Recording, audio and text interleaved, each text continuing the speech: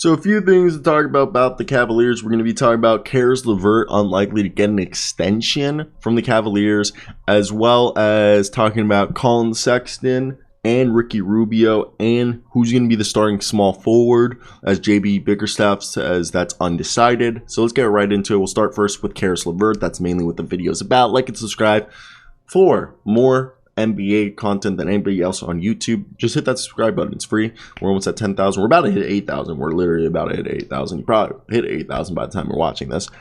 About to be at 10,000. Help get us there. 150 videos a month regarding every single team. Now, Mike Scotto and Chris Fedor, shout out for this information. Now, to the understanding of Mike Scotto, there's no rush for Cleveland to do anything right now regarding Caris LeVert contract extension. Chris Fedor says he thinks ultimately it's going to be hard for both sides to get an extension done because the feeling inside the organization right now is that Caris is going to want too much and they don't know what role he's going to be and how he's going to fit with Mitchell coming on board. The Cavaliers are open to whatever. If they can get him on a team-friendly deal, I definitely think they'll explore and consider it. I just don't see an extension coming from LeVert, Chris Fedor writes. Now, as you guys know, the reason for this is a similar reason for Colin Sexton being traded.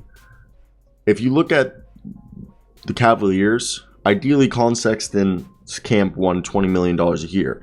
Them getting $18 million annually is a win overall for a guy that missed most of last season with a torn meniscus. And from what Mike Scotto hears, Cleveland was not willing to go above the luxury tax or move assets like a draft pick of some kind to shed Cedi Osman's salary theoretically to pay Sexton closer to that $18 million range. In the end, Sexton was prepared to take the qualifying offer this season, and unrestricted free agency looming next summer. Cleveland didn't want to lose him for nothing. By trading Sexton and the Donovan Mitchell team, it worked out well before both sides. Now, Caris LeVert enters the Colin Sexton role.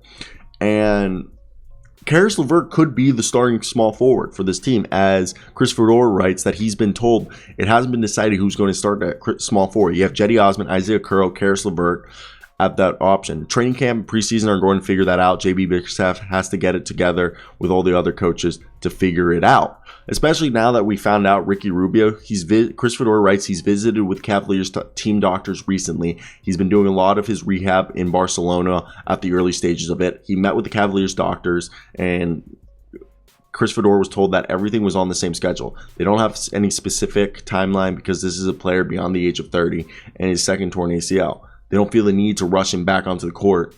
Obviously, the Cavaliers are going to take their time. They brought in Raul Neto, and Chris LeVert can actually ball handle, and so can Donovan Mitchell.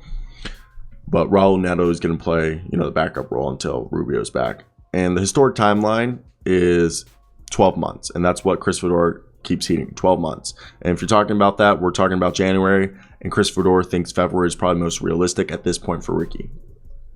And that makes sense. That makes sense. Now, with this whole situation, I want to hear your thoughts down below. What do you think of Caris LeVert? Do you think Caris LeVert is worth it?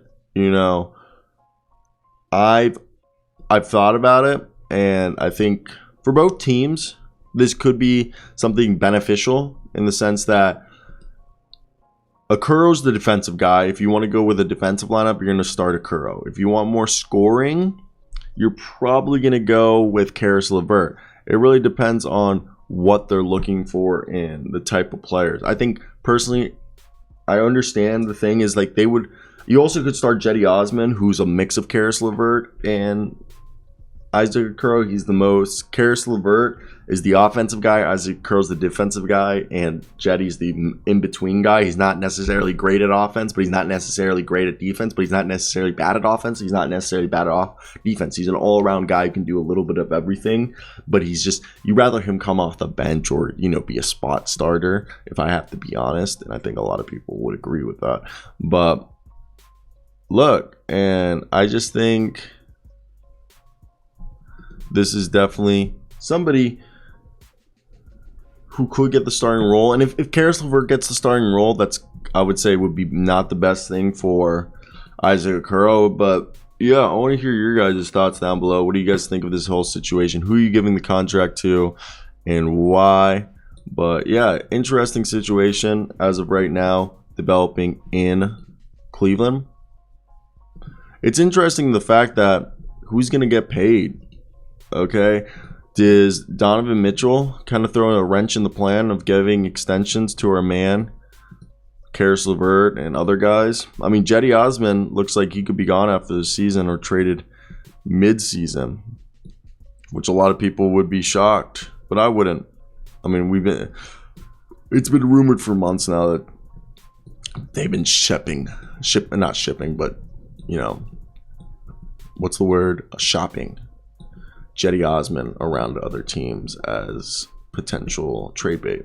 And nothing wrong with it. He's good, but like, he's expendable. There's certain guys that are good, but no matter how good they are, they're expendable.